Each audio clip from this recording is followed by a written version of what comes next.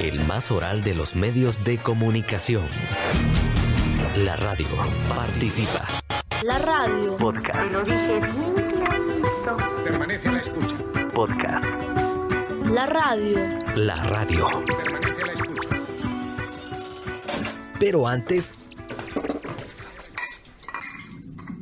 abrimos un poco de azúcar. Muy bien. Ahora la acercaré a tu oído derecho. Es fantástico estar conectado con la gente. Los medios cambian. Siente el viento violento. La radio aprende. Ditofonías. La increíble experiencia de pensar la radio. Podcast. La radio. ¿Quieres una voz sana y resistente? Control de la respiración, fonación, articulación del habla, resonancia de la voz, alimentación equilibrada, hacer ejercicio regular y dormir bien.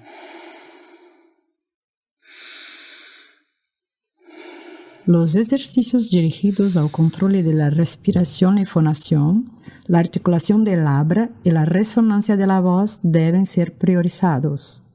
Los aspectos relacionados con la salud general, como la alimentación equilibrada y saludable, hacer ejercicio regular, dormir bien, son fundamentales para mantener la voz sana y resistente.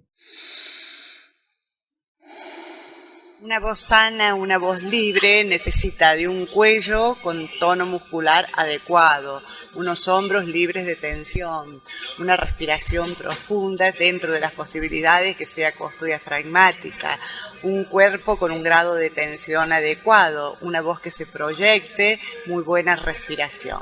Ligia Mota es fonoaudióloga, especialista en voz. Trabaja con profesionales de la voz, doctores, periodistas, políticos, abogados, cantantes y actores. Tiene una maestría y doctorado en gerontología biomédica.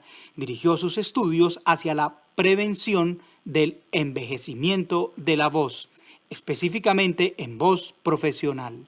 Ana Rosa Civetti, ella es doctora en fonoaudiología, docente responsable de las asignaturas voz normal y patológica de la licenciatura de fonoaudiología y foniatría y profesora colaboradora de otras asignaturas del área foniátrica de la Universidad Nacional de San Luis en Argentina. Es autora de los libros Educación de la voz y El fenómeno vocal. El locutor debe conocer su sistema fonador. Importante desarrollar un programa de calefacción vocal para hacer antes del uso de la voz profesional. ¿Cómo se produce la voz? Sugerencias para su cuidado. Malos hábitos en el uso de la voz. El sonido de la voz es producido por la vibración de los plegas vocales, que son músculos recubiertos por una mucosa. Para que pueda tener una vibración equilibrada y simétrica, es importante mantenerlas siempre hidratadas. Por lo tanto, debemos ingerir en promedio alrededor de 8 vasos de agua y jugos cítricos a lo largo del día. También se indica una hidratación por la inhalación de vapor con suero fisiológico o incluso con ejercicio de respiración, inspiración, colocando una caza embebida en un suero fisiológico en las narinas. Las gotitas de vapor del suero fisiológico humidificam las mucosas de la orofaringe, faringe y laringe, promoviendo una hidratación directa de los plegas vocales. ¿Cuáles hábitos deben ser evitados para el locutor que necesita preservar su salud vocal y evitar el envejecimiento precoz de la voz? Sin duda, afirmo que el principal enemigo de la voz es el cigarrillo.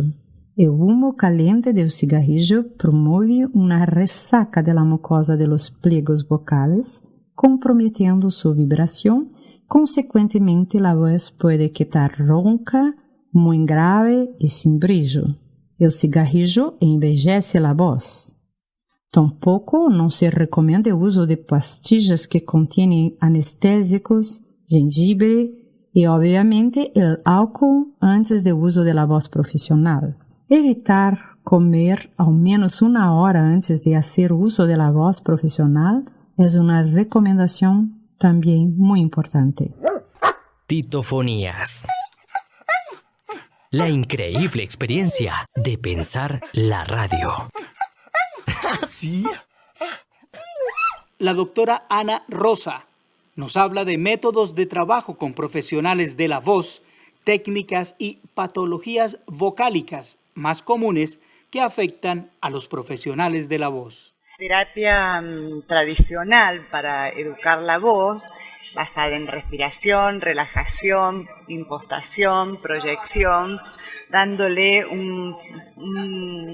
mucho énfasis al aspecto odontoestomatológico, habida cuenta que por donde comemos, tragamos, masticamos, también hablamos, y es muy relacionada la deglución con la fonación. Podríamos hablar del cansancio vocal o fonastenia, disfonías de esfuerzo, con hipertonismo de la musculatura extralaringea e intralaringea, y debemos hablar no como una patología, pero lo que se hace realmente a veces en los medios de comunicación es abuso o mal uso de la gente. A veces por falta de una preparación o a veces por un exceso de trabajo, estado emocional alterado, etcétera, etcétera. Tirito, tirito.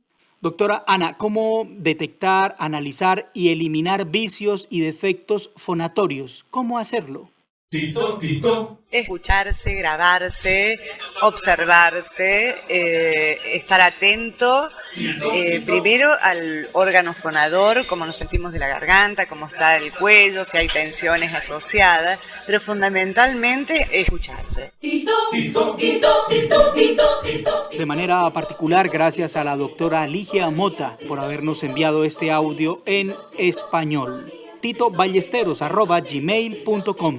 Fonías, tito, tito, fonías, tito, tito, fonías, titofonías.